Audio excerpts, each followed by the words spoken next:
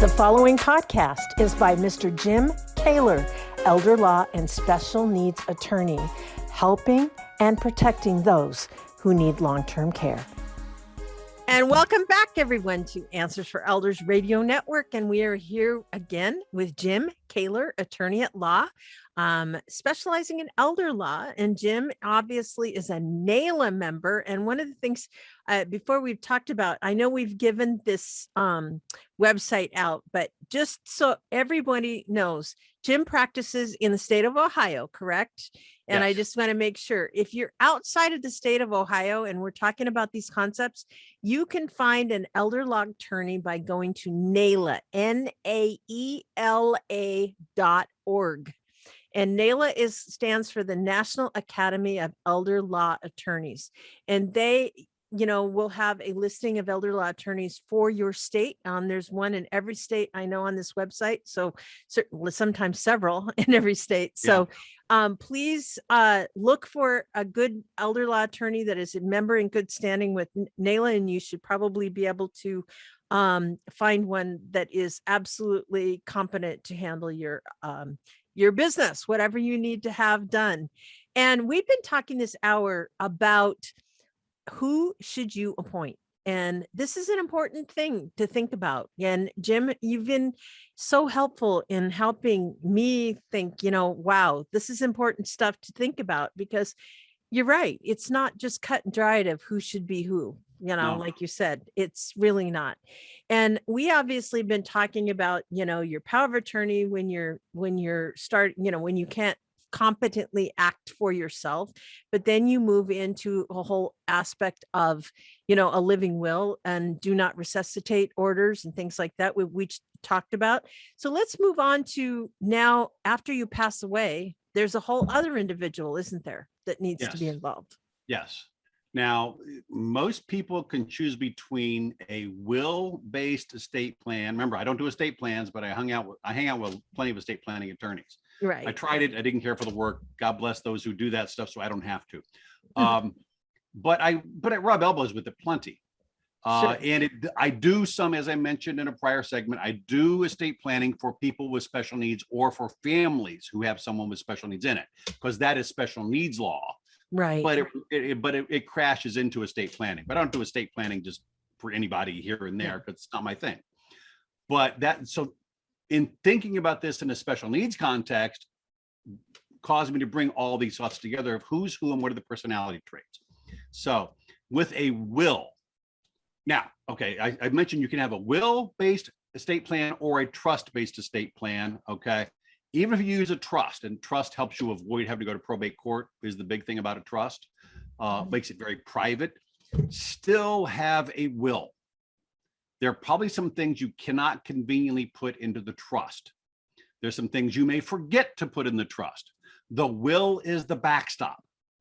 Anything you forgot, remember, you're dead now. It's too late to change it. Sure. It's too late to add that dining room set into your trust, okay? The dining room set that came over on the Mayflower, okay? Right. So, so have a will, no matter what. It can be as simple as you want, but it's there to catch anything that missed the trust. Mm-hmm. Okay.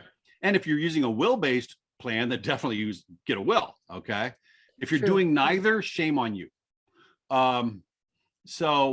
In the will, you name an executor or executrix or administrator, depends on your state's terminology. Okay. Sure. This is someone who is in charge of handling the affairs of the will in probate court, or the lack of a will in probate court. Mm-hmm. Okay. And if you don't have a will, then you haven't named anybody. Again, shame on you. But as long as you're writing a will, one of the things you want to do is name your executor. I'm just going to use Ohio's term, executor. We have the same term here. So. Yeah. But, different states, these are, again, like powers of attorney, these are state things. So Tennessee could be different. Sure. I'm just picking on Tennessee for whatever reason. Actually, I know I am, just because I'm in somebody whose kid is in Tennessee that went to school with my son, and it's stuck in my head. Okay. But the executor is probably the most business focused person anywhere on this list. Okay. We're not worried about care here. You've died. Sorry. Miss you. Hope the wake was nice, but you have died. And the job of the executor, the job of the will, is to simply handle your business affairs and close up shop. Correct. So that everyone can move on with your stuff. It ends up where you wanted it to go. Yep. But the executor has to take it through the probate court process. Correct. Estate administration is what I'm assuming is called in most states. Okay. And what you want as your executor, now, most people name their spouses first, and that's fine. No big deal. Okay. If your spouse really can not handle the pressure, then fine. Just tell your spouse, I'm not naming you, sweetheart. I don't think you want this. And they may say, thank you for not naming me. But after your spouse, whether you name your spouse or not, then whoever's next, and you, again, like with the powers of attorney, you want to name successors. If spouse chooses not to do it or has passed away before me, then this son or that daughter or whatever. Okay. You want the one who is most likely to follow the rules, get the paperwork done, jam it through, and not cave to pressure from the other heirs. Okay. That you want someone whose job is just to push this through with the court. Yeah. You don't want someone who's going to fight the court. The court's tougher than this person. But It's so interesting that you say that, because I did a weekend seminar one time with Susie Orman. If you remember her. Yeah, I remember Susie. She's awesome. But one of the things she said, one of the things you should never do, and she put capital letters, is never make one of your heirs an executor. And I thought, wow, I didn't even realize that. But it's exactly what you're saying. It's like, you don't want to be in the middle of, this is mine and that's yours. Yeah. Now it's okay if you do, because then you can probably go without having to pay the executor if it's a family member, because a non-family member executor is probably due some piece of the estate just for getting the job done. Sure. But I understand where she's coming from. This person doesn't want to be fighting with siblings. Okay. And that's fine. That's a perfectly valid way to do it, as long as you realize it's going to cost extra money to do that. And that's okay.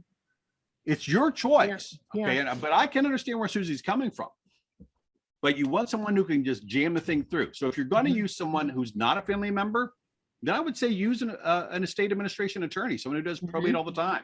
Yep. They know the courts. They know how the court wants things done. I actually had a noontime conference call or Zoom call today. We have one every month with estate planning and probate attorneys. They talk a lot of probate, but plenty of Medicaid comes up. So that's why I'm hanging out there for potential referrals.